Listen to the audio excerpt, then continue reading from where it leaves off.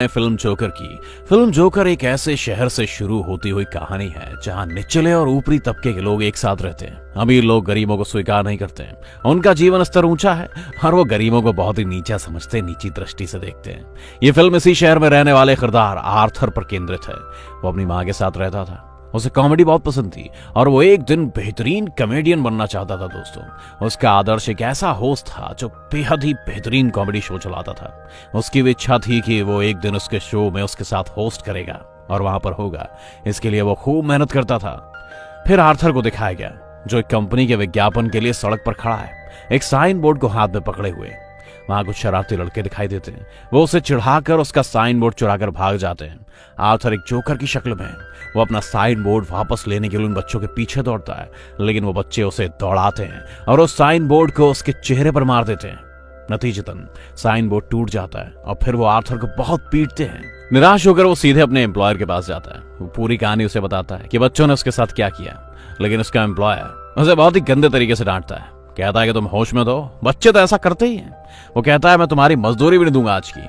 Arthur का आत्मविश्वास कम है, इसलिए वो यहाँ अपने पक्ष में बात भी नहीं कर सकता। दोस्तों, निराश होकर वो बाहर आ जाता है। ये सोचता है कि मैं ही इतना बुरा हूं कि मुझ पर कोई विश्वास ही नहीं करता। वो अपने घर आकर डांस करने लगता है। यहाँ ये देखा गया है कि वो शारीरिक रूप से काफी कमजोर है, बहुत ही पतला दुबला है। अगले दिन आर्थर उन बच्चों के बारे में अपने साथ काम करने वालों को बताता है।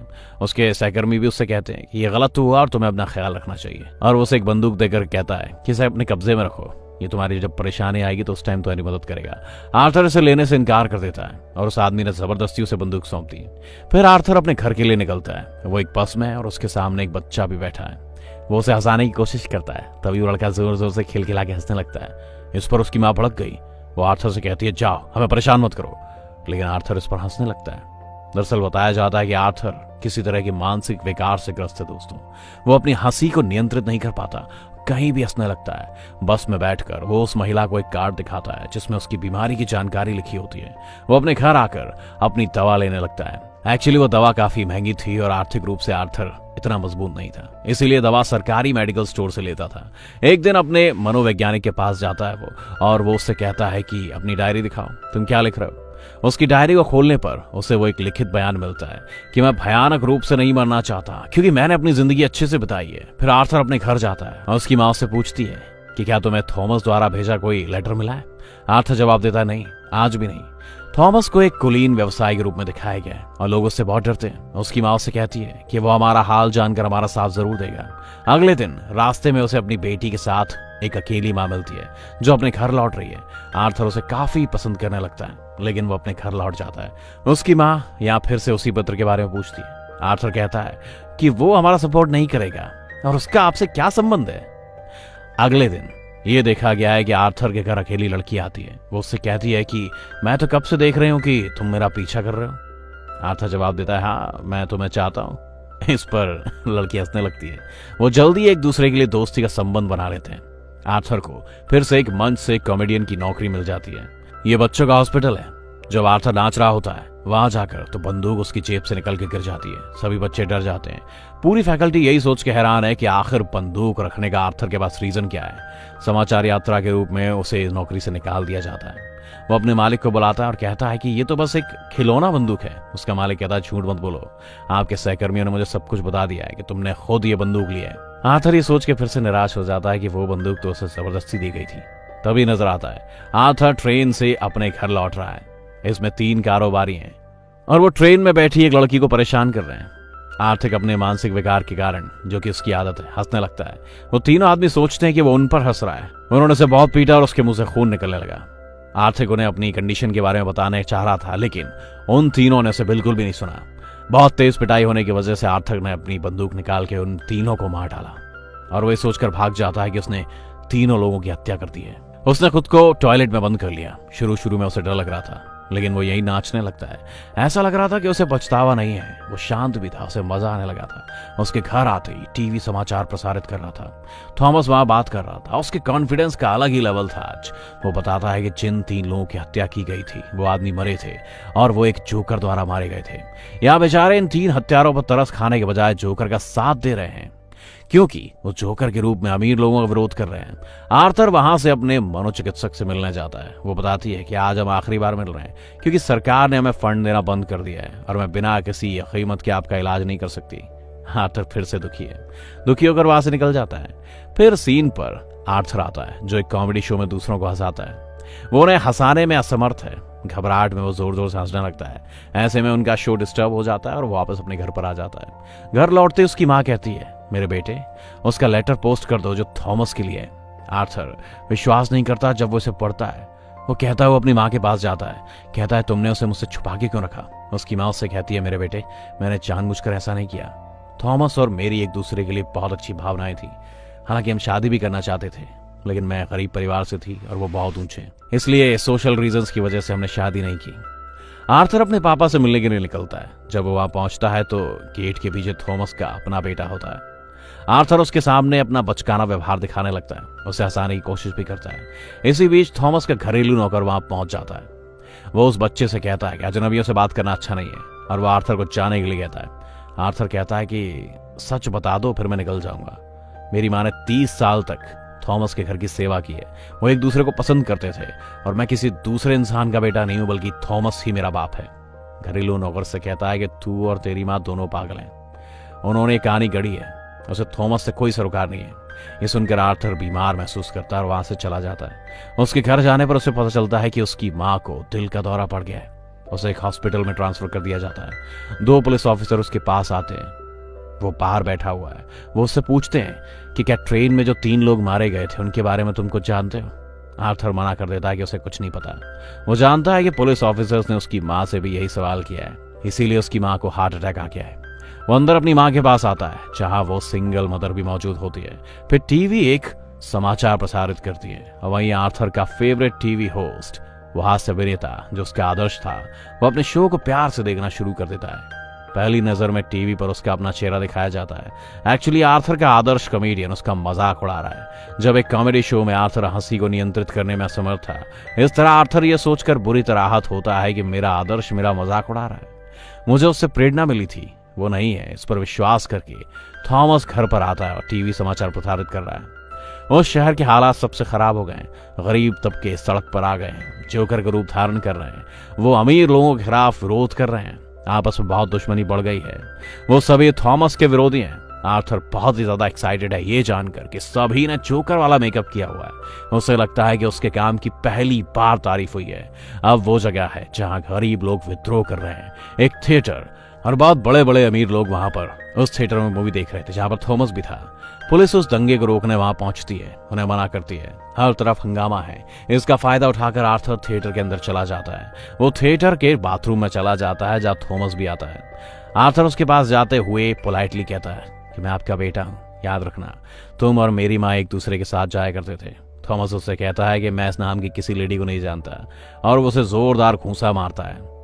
इसकी वजह से उसकी नाक से खून बहने लगता है। आर्थर अपने घर लौटता है। कुछ टाइम बाद उसे एक पुलिस ऑफिसर का फोन आता है। एक्चुअली वो आर्थर से पूछताछ करना चाहते थे उस दिन के बारे में जब वो 3 लोग मारे गए थे।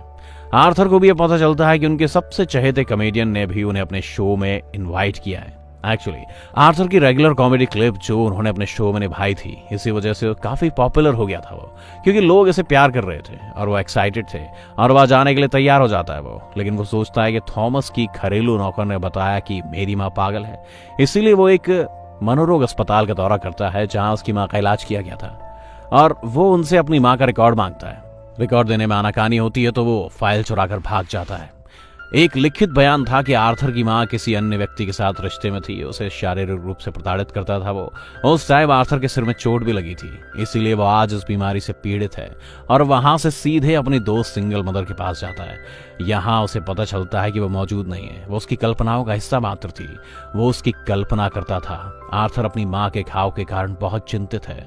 अस्पताल जाकर उसने अपनी माँ को तकिए से गला घोंटकर मार डाला। घर में आकर उसे एक तस्वीर मिलती है जिसके पीछे लिखा बयान होता है, मुझे तुम्हारी मुस्कान पसंद है। ये थॉमस द्वारा कहा गया था और ये फोटो उनकी माँ की होती है। उसे यहाँ पता चलता है कि उसकी माँ झूठ नहीं बोल रही थी। वो अपना जोकर का मेकअप करना शुरू कर देता है। निराश होने के कारण वो अपने आसपास होने वाली घटनाओं के बारे में खाली रहता था। तभी उसका कोवर्कर वहां से दिखाई देता है। वो कहता है कि मैं तुम्हारी माँ की हालिया हत्या और ट्रेन में 3 हत्या के बारे में पूछताछ करना चाहता हूँ। आर्थर सोचता है कि यार ये फिर से मेरी जिंदगी को अस्त व्यस्त करने आए, और यहाँ वो अपने सहकर्मी को बेरहमी से मार डालता है। इसके बाद आर्थर तैयार हो जाता है और जोकर की वेशभूषा पहनता है। वो अपने पसंदीदा कॉमेडियन शो में जाने की तैयारी कर रहा था, बहुत एक्साइटेड था और रास्ते में नाचते हुए जा रहा था। दोनों पुलिस ऑफिसर वहां पहुंच जाते हैं जो ट्रेन की घटना का पता लगा रहे थे, लेकिन आर्थर भाग जाता है। दौड़ते टाइम वो ट्रेन में चढ़ जाता है। मस्खरी पोशाक पहने कई और लोग भी थे। कई लोगों के बीच पुलिस उसकी तलाशी नहीं ले सकती। मौका पाकर वो वहां से निकल जाता है और अपने पसंदीदा कॉमेडियन शो में जाता है। वो पूछता है उसके सामने जा रहा है, क्या तुम भी जोकर के रूप में हो? क्या आप भी बड़े लोगों के खिलाफ बगावत कर रहे हैं? आर्थर उनसे अनुरोध करता है, इस हत्या को छोड़कर मुझे लोगों के सामने बेनकाब ना करें। मैं एक सिंपल सा जोकर हूं। फिर उनका लाइव प्रसारण शुरू होता है। उसे देखने दर्शक उत्साहित हो जाते हैं, वे इसकी सराहना कर रहे हैं।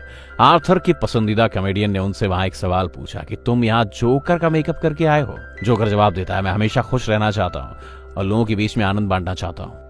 लोगों ने मुझे इस लुक के लिए पसंद किया है, इसीलिए मैं भी ऐसा ही पसंद करता हूँ। वहां कुछ वो चौंकाने वाली बात भी करता है। वो इस लाइव टेलीकास्ट में सभी को बताता है कि ट्रेन में मारे गए लोगों की हत्या मेरे द्वारा की गई है। वो कहता है कि मैंने आपके सामने इसका खुलासा किया क्योंकि अब तक बहुत से गरीब लोग मर चुके हैं। उच्च वर्ग के कई लोग गरीब वर्ग के लोगों को हिंसक के रूप में मार डालते हैं। क्या किसी ने ध्यान दिया? क्या किसी ने ऊपरी तबके के खिलाफ आवाज उठाई? या मुझे बताएं कि क्या किसी ने पीड़ितों को याद किया? अगर मैंने किसी अमीर आदमी की हत्या की है तो लोग आवाज क्यों उठा रहे हैं? क्या पूरी मानवता के लिए समानता नहीं है? क्या अमीरों में इनकी कोई विशेषता है? वो कहते हैं समाज भ्रष्ट हो गया है, इसके निवासी आत्ममुक्त हैं। अगर आपने मुझे इस शो में बुलाया है तो ये आपकी सहानुभूति तो बिल्कुल भी नहीं है, इसमें आपका अपना फायदा है। आपने ऐसा इसलिए किया क्योंकि मेरे आने से आपके शो की पॉपुलैरिटी बढ़ती जा रही थी। लेकिन आर्थर के पसंदीदा कॉमेडियन कहते हैं ऐसा बिल्कुल नहीं है। आर्थर ये कहते हैं गुस्से में है कि तुम अब भी झूठ बोल रहे हो, और बाहर निकलते हुए सबके सामने अपनी बंदूक चलाता है। लोग डरे हुए हैं, बाहर भागने लगे हैं, लेकिन ये आर्थर कॉन्फिडेंस से भरा नजर आ रहा है। वो किसी से नहीं डरता। पुलिस इस अपराध पर जोकर आर्थर को जब्त कर लेती है। पुलिस उसे गाड़ियों में बिठाकर दूर ले जाती है, लेकिन आर्थर देखता है कि रास्ते में कई लोग उसके सपोर्टर बन गए हैं जो उनका समर्थन कर रहे हैं। उनमें से कुछ एम्बुलेंस पर चढ़ जाते हैं और वे इसे पुलिस की गाड़ी से तेज चलाते हुए दुर्घटनाग्रस्त कर देते हैं। तो पुलिस की गाड़ी दुर्घटनाग्रस्त हो गई और जोकर जब बाहर आ गया वो उसी गाड़ी के ऊपर खड़ा हो जाता है। उन लोगों के साथ एकजुट होता है। सभी लोग उसे देख रहे थे और खुशी से उसकी तारीफ कर रहे थे। उसके मुंह और नाक से काफी तेज खून बह रहा था, लेकिन वो खून से मुस्कुराता हुआ वक्र खींचता है और हाथ फैलाते हुए हंसने लगता है। दरअसल ये एक ऐसी मुस्कान थी जिसमें दर्द और गम छुपा हुआ था। वो अब सबका आदर्श बन चुका था। वो उससे सेटिस्फाई था। आखिर में लोग उसकी तारीफ कर रहे थे। दूसरी तरफ थॉमस दृश्य पर नजर आता है। वो अपनी वर्तमान पत्नी और बेटे के साथ शहर को छोड़ रहा है, लेकिन एक तरफ खड़ा होकर जोकर अपनी बंदूक से फायरिंग करते हुए उन्हें मार देता है, लेकिन वो उनके बेटे को नुकसान नहीं पहुंचाता। फिर एक जगह बदल जाती है और मनोचिकित्सक के पास आर्थर दिखाई देता है। वो वहां भी हंस रहा है। वो मनोरोगी इससे कहता है कि तुम बेवजह क्यों हंस रहे हो?